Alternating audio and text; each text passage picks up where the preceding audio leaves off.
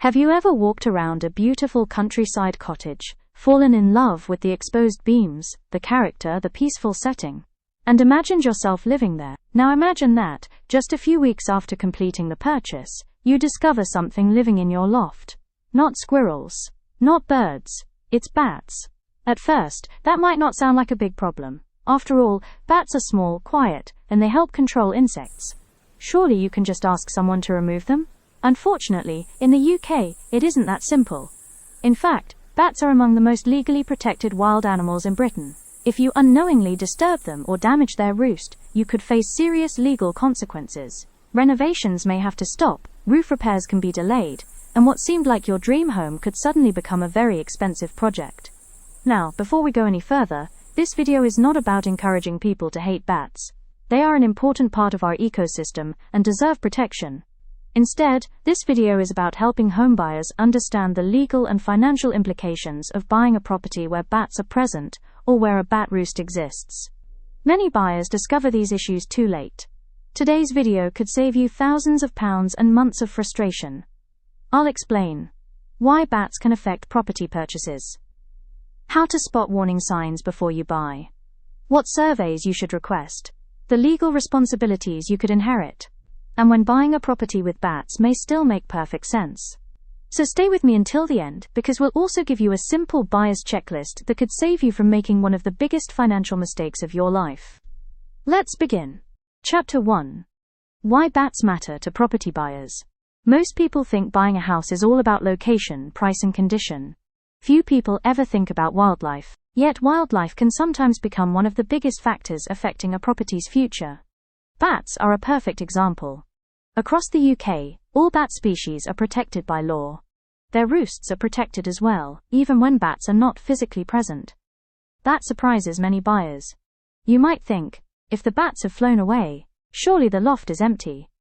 Legally, that isn't always the case. A bat roost can remain protected even when bats are away feeding or are absent during certain times of the year. Why does this matter? Imagine you've just bought a Victorian cottage, the roof needs replacing, you've already booked the builder, materials have been ordered, scaffolding is in place. Then, during the initial inspection, someone notices bat droppings in the loft. Everything stops. Your contractor advises you that ecological surveys may now be needed before work continues. Those surveys can take time, particularly if they need to be carried out during seasons when bats are active. Depending on the circumstances, you may also need a license before certain work can proceed. Instead of replacing your roof next month, you may find yourself waiting much longer while the correct process is followed. That delay can be frustrating and expensive. Meanwhile, rain continues entering through the damaged roof. Repair costs rise, scaffolding remains on hire. Builders move to other jobs, mortgage costs continue, all because of something you never thought to ask about before buying the property. Now this doesn't mean every property with bats is a bad investment. Far from it. Many homeowners live happily in properties where bats are present. The important point is understanding the implications before committing to the purchase. If you're planning no major alterations, the impact may be limited. However, if your dream involves loft conversions, extensions, replacing roofs, converting barns, or carrying out significant renovations, then discovering a bat roost could affect your plans, costs, and timetable. Older properties deserve particular attention. That includes stone cottages, listed buildings, converted barns, farmhouses, churches converted into homes, timber-framed buildings, large rural properties. These buildings often contain the tiny gaps, roof spaces, and quiet areas that bats prefer. Again, that doesn't mean they all have bats, but they may have a higher likelihood of supporting bat roosts compared with newer homes.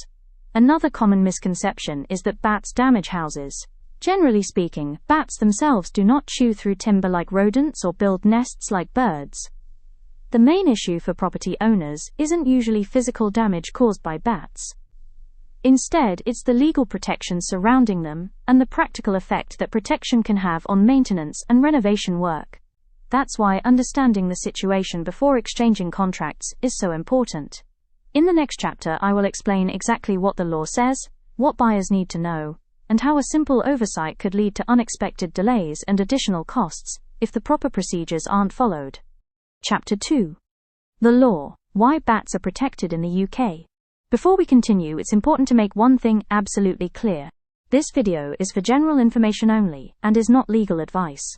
If you're buying a property where bats may be present, you should seek advice from your solicitor, surveyor and, where appropriate, a qualified ecologist. Now let's look at why bats create such a unique situation for property buyers. Many people assume that if they own a house, they can do whatever they like with it. In most cases, that's true, provided you have the necessary planning permission or building regulations approval. But bats are different. In the UK, every species of bat is protected by law. That protection extends not only to the bats themselves, but also to their roosts. A roost isn't always a large cave full of bats like you might see in a nature documentary. Sometimes it's nothing more than a tiny gap beneath roof tiles, a crack in stonework, or a small space behind timber cladding.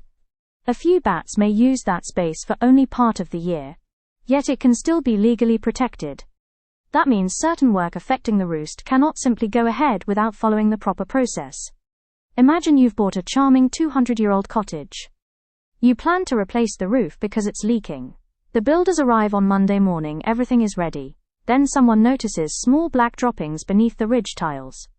The contractor stops work immediately. Why? Because if those droppings belong to bats, continuing without proper checks could create legal problems. At this point, a bat survey may be recommended. Depending on the findings and the type of work proposed, further ecological assessments or licenses may also be required before work can proceed. This is where many homeowners become frustrated.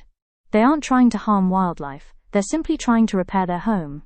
However, the law aims to protect bat populations, many of which have declined significantly over the last century due to habitat loss. It's also worth understanding that bats rarely stay in one place all year round. Some species move between different roosts depending on the season. Others use buildings for breeding during summer, before leaving later in the year. That means a loft appearing empty during winter doesn't necessarily mean it isn't an important bat roost. One of the biggest mistakes buyers make is assuming that because they didn't see any bats during a viewing there are none. Remember, bats are nocturnal. They spend much of the day hidden away in tiny spaces. You could visit a property 10 times and never see one. That's why experienced surveyors don't just look for bats. They also look for clues, including droppings, staining around entry points, feeding remains and small gaps that could provide access. If those signs are present, further investigation may be recommended before major building work takes place. So what does this mean if you're buying a house? It doesn't automatically mean you should walk away. Far from it. Many beautiful homes across Britain coexist perfectly well with bats. The key is knowing what you're buying. If you're planning to move in without making significant changes, the presence of bats may have very little practical impact on your day-to-day life. However, if your plans include a loft conversion, a large extension, replacing the roof, converting an outbuilding or carrying out extensive renovations, you need to understand the possible implications before exchanging contracts. That knowledge gives you the opportunity to budget properly, negotiate if appropriate, and avoid unpleasant surprises later.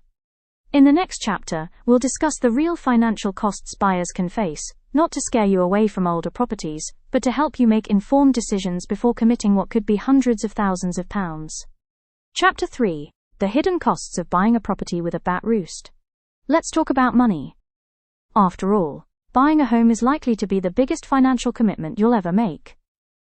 The last thing any buyer wants is an unexpected expense that wasn't included in the budget. Now it's important to be fair. The presence of bats doesn't automatically mean you'll face huge costs. Some homeowners live in properties with bat roosts for years without any significant issues. The problems usually arise when you want to alter the building. Imagine you've just completed the purchase of a beautiful countryside cottage for £450,000. The survey mentioned that the roof was nearing the end of its life, but you were prepared for that. You'd already set aside £20,000 for a replacement roof. Your builder visits the property before work begins. While inspecting the loft, they notice what looks like bat droppings beneath the roof felt. Suddenly, everything changes. The builder advises stopping work until the situation is clarified. An ecologist may need to inspect the property. Depending on the findings, additional surveys could be recommended, and if the planned work would affect a bat roost, a license may be required before work can legally proceed.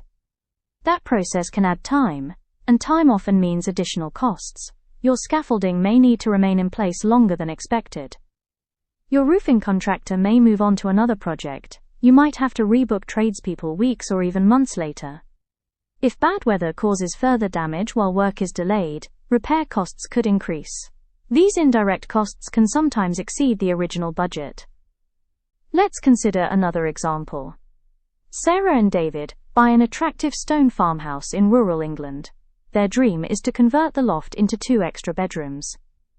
Architects are hired, plans are drawn, building quotations are obtained. Everything seems ready. During the planning process, evidence of bats is discovered. Instead of starting work immediately, ecological assessments become part of the project. Their timetable changes, their budget changes, their move-in date changes. Although the project eventually goes ahead, it takes considerably longer than they originally expected. This isn't because anyone is trying to make life difficult. It's because the law requires protected species to be considered before certain works affecting a roost can take place. This is why experienced property investors always investigate potential risks before exchanging contracts. Another financial consideration is buyer confidence. If you decide to sell the property in the future, prospective buyers who are planning major renovations may ask the same questions you're asking today. Some won't mind. Others may decide the project isn't right for them.